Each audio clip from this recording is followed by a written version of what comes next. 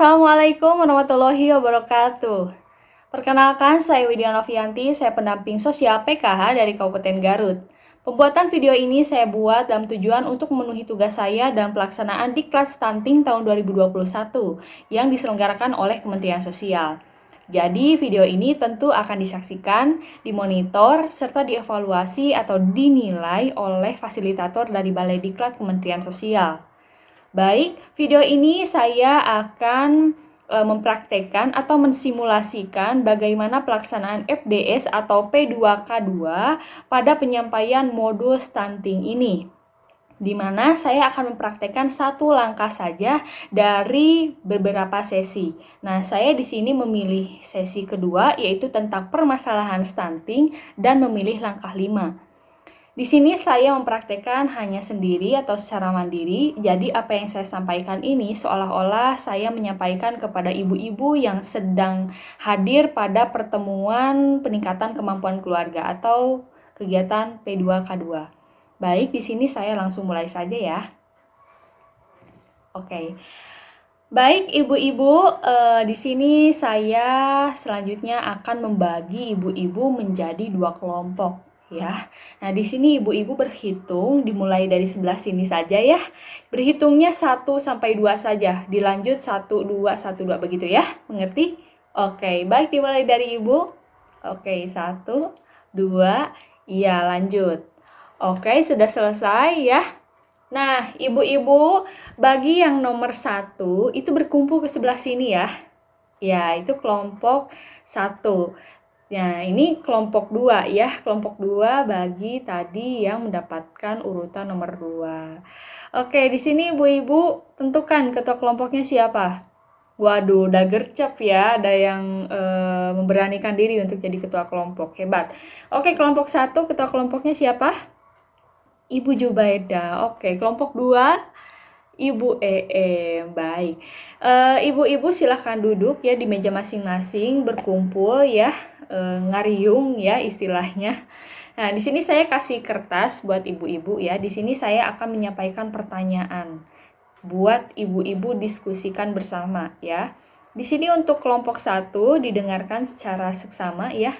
Pertanyaannya adalah, upaya apa yang perlu dilakukan oleh keluarga dan lingkungan agar anak tidak stunting? Ini cara mencegahnya gimana ya?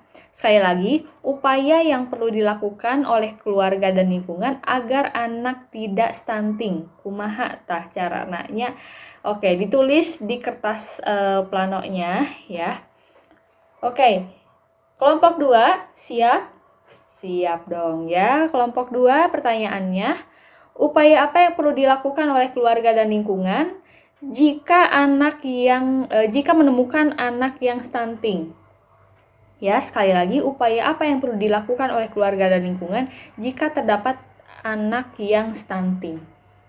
Oke, saya kasih waktu 5 menit saja. Baik, selesai ya. Hebat-hebat nih ibu-ibu sudah bisa menjawab ya. Oke, dimulai dari kelompok 1. Ibu Jubaidah silakan ke depan untuk menjelaskan hasil diskusinya. Oke, luar biasa sekali. Tepuk tangan dulu dong untuk kelompok 1 ya. Hebat-hebat banget ya jawabannya. Yang kedua, kelompok Ibu EM silahkan ke depan dan bagikan hasilnya seperti apa. Oke, luar biasa sekali. Tepuk tangan dulu dong untuk Ibu EM ya. Luar biasa juga. Oke, silahkan duduk ke tempat duduknya masing-masing. Ya, hebat-hebat semua nih ibu-ibu, pada pintar-pintar ya. Oke, di sini saya akan menjelaskan nih ibu-ibu tentang stunting ini ya.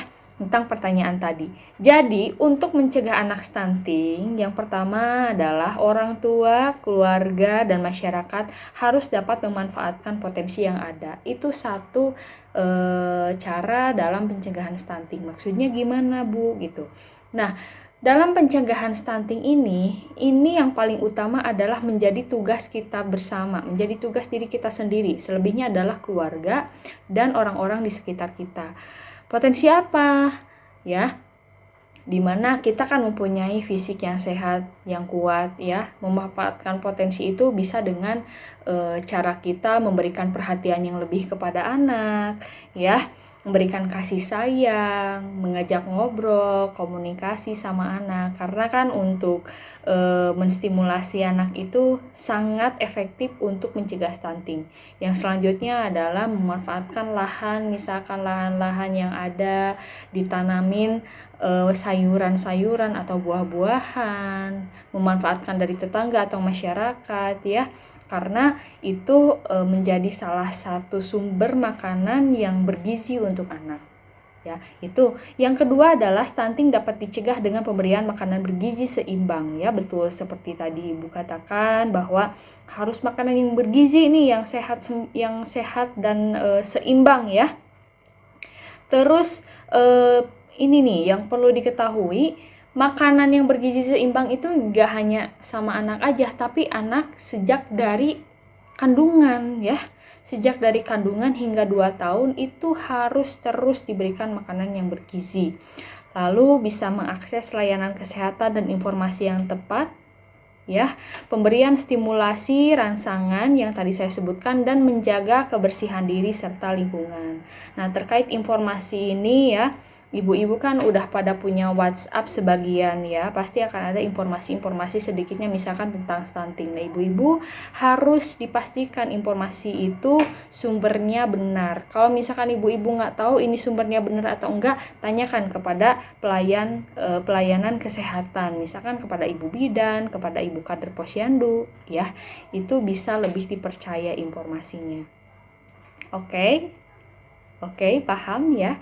Oke, yang kedua nih, bagaimana untuk menangani anak yang stunting? Atau misalkan ketika kita bertemu dengan anak yang stunting, kita harus gimana? Nah, tadi kan Ibu menyebutkan kita harus memperhatikan, harus mempedulikan gitu ya, membantu kalau misalkan ada yang perlu dibantu. Itu betul sekali ya. Jadi ketika terdapat anak stunting, keluarga dan lingkungan itu tidak boleh melabeli dan mengolok-olok anak tersebut ya.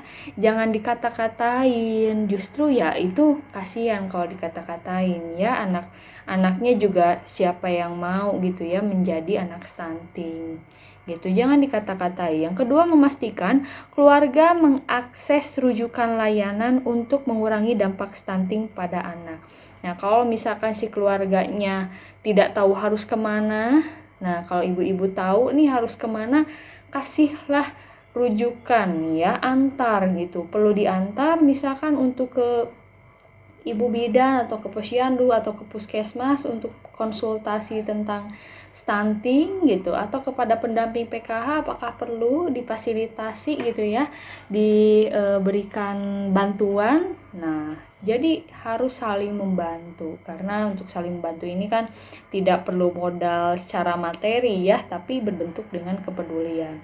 Nah, jadi di sini stunting itu dekat dengan kita dan kita tetap benar-benar harus peduli ya, karena stunting ini pengaruhnya sangat besar terhadap masa depan anak. Kalau anak tersebut memiliki potensi yang baik, potensi yang cemerlang untuk masa depan bangsa dan negara, kan sayang kalau misalkan jadi terkendala karena dia mengalami stunting. Ya, mungkin sekian ya dari saya, itu merupakan salah satu langkah ya dalam pelaksanaan FDE. Saya tidak sampaikan semuanya di langkah 5 ini karena waktunya diestimasikan di modul itu 20 menit, sedangkan untuk tugas pembuatan video ini maksimal 10 menit. Mungkin itu saja yang dapat saya sampaikan. Mohon maaf apabila terdapat salah-salah kata atau salah-salah dalam penyampaian. Terima kasih atas segala perhatiannya. Semoga mendapatkan hasil yang terbaik. Saya tutup. Wassalamualaikum warahmatullahi wabarakatuh.